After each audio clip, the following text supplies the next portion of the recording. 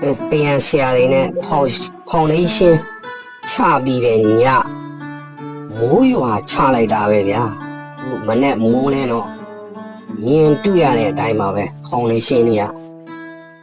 ရှစ်ပြက်နေတာလေးတွေကိုကြည့်ရင်တော့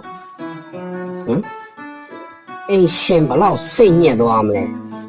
တွက်တာကြည့်ပါတော့ဗျာကဲဖောင်ဒေးရှင်းချသွားတဲ့ပယံတွေရဲ့လုံပုံပယံတွေရဲ့အစွမ်းတွေမြင်တွေ့ရမှာပဲဖြစ်ပါတယ်ဒီစမ်းမောင်ဒီလိုမျိုးပယံဆရာဟိုဒါအထက်မြင့်10ဓာတ်ဒီ15ဓာတ်ဒီကွန်တိုတွေများဆောက်ခိုင်းလိုက်လို့ရတော့ဗျာ